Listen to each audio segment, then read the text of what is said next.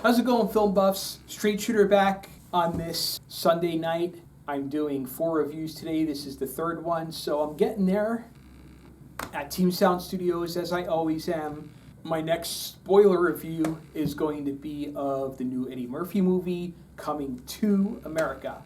If you grew up with Eddie Murphy like I did, you probably remember the Coming to America movie from the 80s.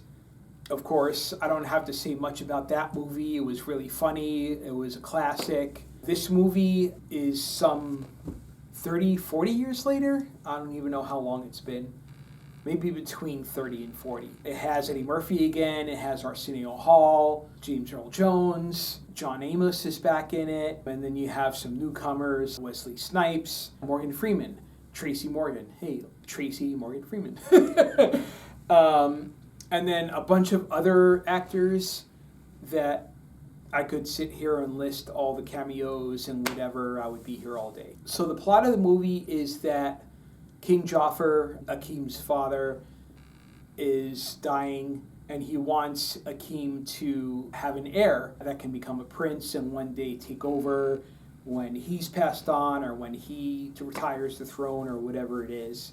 They added a little bit of storyline from the original Coming to America. Before he met Lisa, his wife, Akeem was sequestered by this woman who actually had sex with him, and we didn't find this out until now, but he was like under drugs or something like that. He was, I guess you could say he was basically roofied. He had an illegitimate son with this woman that he never knew about until now. That was the thing that I was kind of like, that didn't make sense in the movie. How would Akeem know that she had a baby? And how would they know for sure that it was Akeem's child? Because they didn't bother with like DNA testing. They just assumed that this boy was Akeem's son, which kind of like, okay. And especially being that the girl was like, let's just say promiscuous, it didn't make sense that it would definitely be Akeem's son. But I guess they just went with it, and us as the audience are supposed to go with it. So for the rest of the review, I'm going with it. And the reason why there's this urgency for him to go back to Queens and find his son and bring him back to Zamunda is because Wesley Snipes is the general of a bordering country, and he's declaring war if there is no union between the two countries. He wants Akeem's son to marry his daughter. But throughout the movie, this kid, his name is Lavelle, finds out that he's not really cut out to be a king. And he decides that that's not what he wants to do. He falls in love with one of the servants in Akeem's kingdom, and he decides he wants to be with her. So what ends up happening is one of Akeem's daughters, the oldest one, steps up and says, you know, I could rule. I could do everything that a queen would do. Akeem says, okay, we can change the law.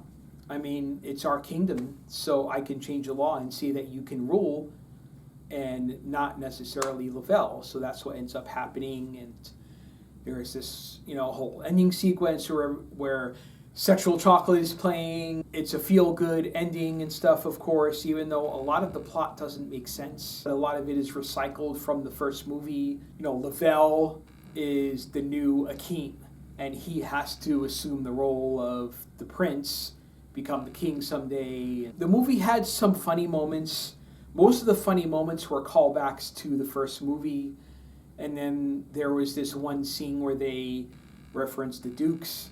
So I guess the two Dukes are canon in every Eddie Murphy movie now, which I think is really funny. The movie tries to be as good as the first movie, but it's just not there. I think it's been too long since the first movie.